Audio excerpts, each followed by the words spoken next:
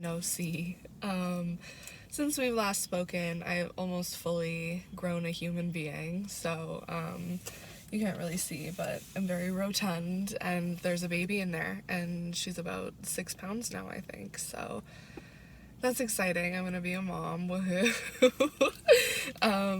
Kind of unbelievable. Not something I expected, but something that is part of the journey of life, and I'm doing it with someone that I love a lot. And yeah, I feel like it's gonna be, I mean, I'm gonna be forever changed as a result of this, but that's what life is all about, right? You know what I mean? You can't just live for yourself. It's the youth are dead ass important. So today I'm gonna make my return to YouTube so I can talk about the Ten Commandments. So I grew up going to Catholic school, and I would say that didn't give me a great understanding of God, like, as I understand him now. But, okay, so let's rewind for a second. So the song Fear by Kendrick Lamar, this always comes to me every so often, because I think there's a lot of power and wisdom. If you don't know, Damn is, I believe, the only rap album to have ever won a Pulitzer Prize, which is, like, pretty monumental. So effectively, like, it's just again, lots of wisdom in there. But what stands out to me specifically about that song is, so it starts off with a voicemail from, I'm assuming it's Kendrick's cousin Carl. But anyways, I feel like I'm effectively cousin Carl to a lot of people. But he's just talking, and he says, Deuteronomy 28:28 says, "The Lord shall smite thee with madness and blindness and astonishment of heart." That's why you feel like you've always got a chip on your shoulder. Until you follow his commandments, you're gonna feel that way. And this, like, it really started to resonate with me a few years ago, because feeling like you have a chip on your shoulder, that's essentially like this, like, victim mentality that the collective is stuck in. And I mean, we are living in unprecedented times, so, like, I'm not going to say I have sympathy, but I understand why the victim mindset exists. But I want to help empower people out of that, because there's no way I'm raising my child to be a victim. I'm sorry, it wouldn't happen, right? So that's why she needs good role models. So I'm trying to help the people. And so, yeah, so kind of like, I just want to talk about, like, the 10 Commandments, and just, like, maybe, like, some messages, some downloads I've been getting, and just kind of like how people can live in more peace and less hatred and fear and division and like being at, if you're not at ease with yourself, of course you're not at ease with the world, right? Like, those things go, like, very closely together, right? So I'm just trying to help people find, like, a mind, body, spirit sort of balance, you know? Like, that's really what helped me heal. And then pregnancy has just been a freaking roller coaster of everything. So, like, it's like I haven't been able to rely on, like, my usual, like, toolbox, because it's like I've been too sort of moved, so I couldn't, like, work out every day and whatever. And then, like, mental, it's a lot. But I'm very looking forward to not being pregnant anymore, so that I can get back to that, and I can get back to inspiring people and helping people, because the world needs it now more than ever. Like I said, I want to get into the 10 Commandments today. I have pulled a version of them that is, like, for children, and I feel like that is kind of, like, the best place to start, because maybe someone who's watching this isn't a religious person. But the first two I kind of feel go hand in hand. So there's, like, no other gods besides God, and no idols, worship only God, right? And so I think that is where a lot of suffering on the planet comes from, is we as humans put each other on pedestals, and we expect these politicians or these celebrities or even just, like, other people to be perfect, right? And it's like, no, like, we're all human, right? And that's the distinction between man and God, is, like, man is allowed to be imperfect, right? Like, God is the one who carries all of our burdens, all of our stresses, all of our worries, right? And it's just like, it's our job to trust that his plan is perfect, exactly as he's made it. And then we are allowed to be imperfect, because that is how we grow and evolve, right? Like, Jesus wasn't perfect. And actually, that's one thing that kind of, like, pisses me off about, sorry, it's so hard to get comfortable when you're so pregnant. Oh my god. One thing that really, I shouldn't say pisses me off, but, like, throws me off about the religious community, like, in where I live is it's like the majority of the churches we've gone to, it's like they're putting out this message that like Jesus was this perfect person and blah blah blah, but it's like that's not reality. Like if you really like study the Bible and like look into the history of Jesus, it's like he was a human who made mistakes, he made errors, and he knew that because he wasn't perfect, like God forgave him, right? Like God made him that way so that he could become who he had to be to live out his mission.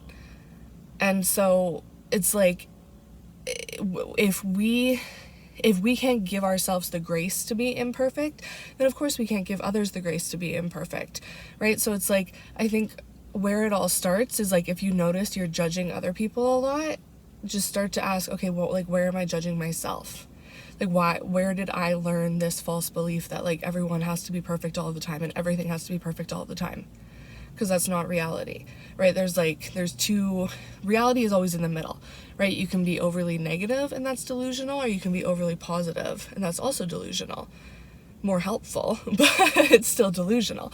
And so if you, again, are just like trusting that everything that's happening in the world at any given time is God's plan and it's perfect as he made it, then you can walk that middle path and you can see like pain and suffering for what it is and know that it has a purpose, and you can see like joy and happiness and again know that it has a purpose, but also know that it won't last forever, but that's not a bad thing. So yeah, like just like trust and faith and belief in God and not anyone else is kind of that's a really good way to find balance.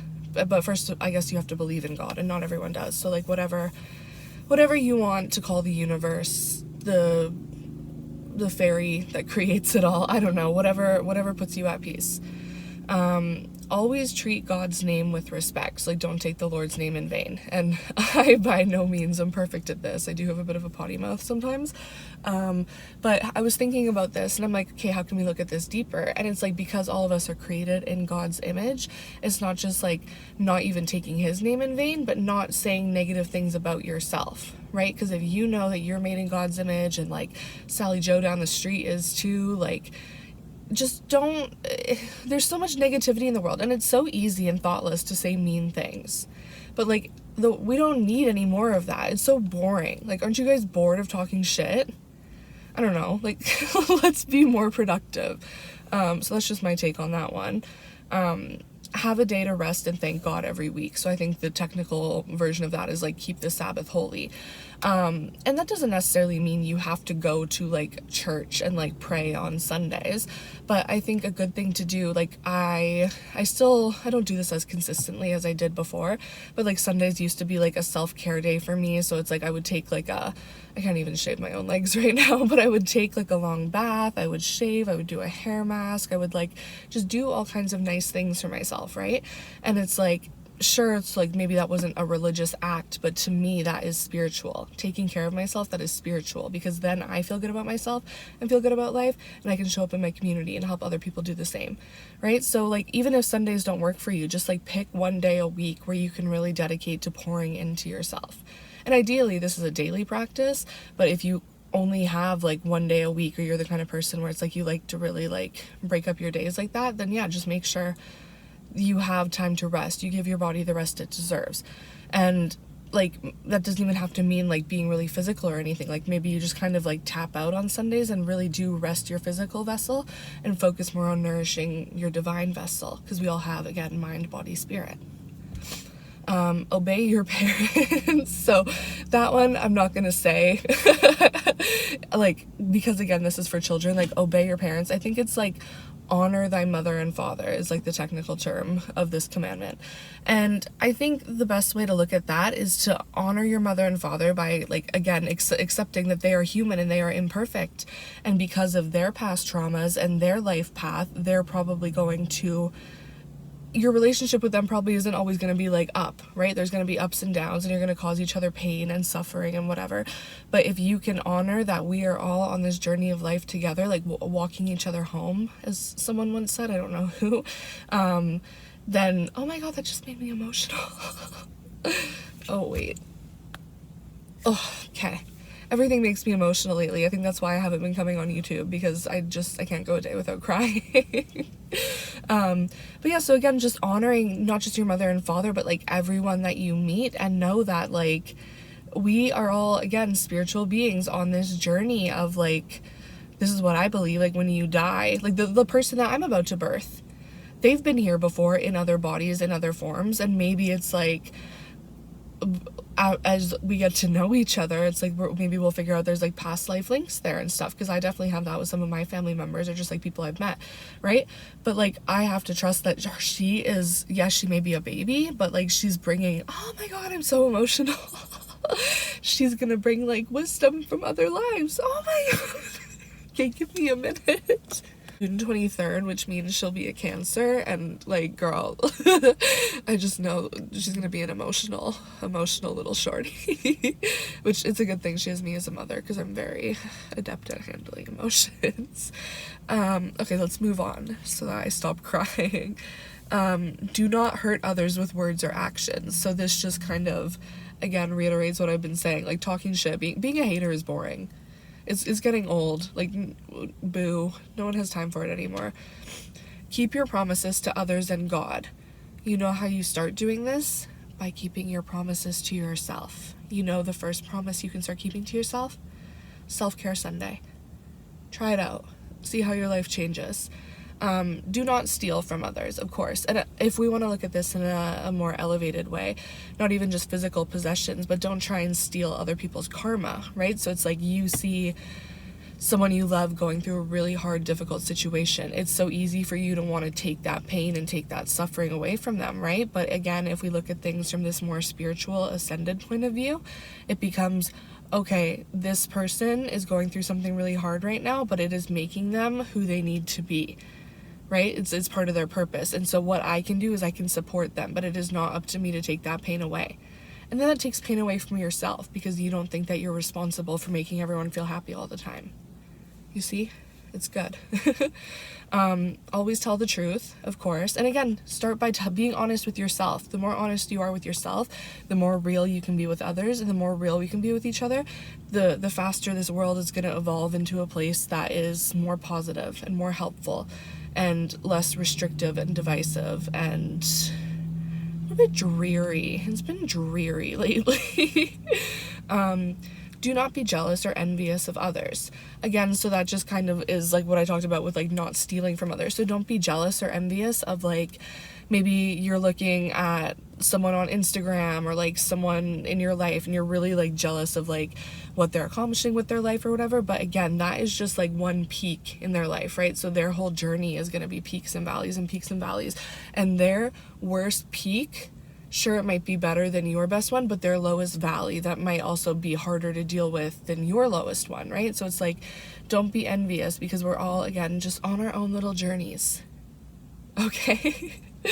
Yeah, so I don't know, I hope that this helps someone, because it breaks my heart to see, again, all the pain and suffering and hatred in the world, and like people just like consuming content that keeps them stuck in their own little microcosm of like negativity and hatred, when it's like we can all just like get up and go outside and enjoy the earth, you know, like pick up some trash, like help someone in your community. I don't know, just like be a light in the world. We need more of that, however you want to show up, but it starts with you. And then once you do it, you'll notice other people doing it, and we're just going to see monumental change. The next 18 years are going to be very progressive times. It's the age of Aquarius. I was born for this. I might see you again before I give birth. I don't really know. We'll find out. Take care. Lots of love.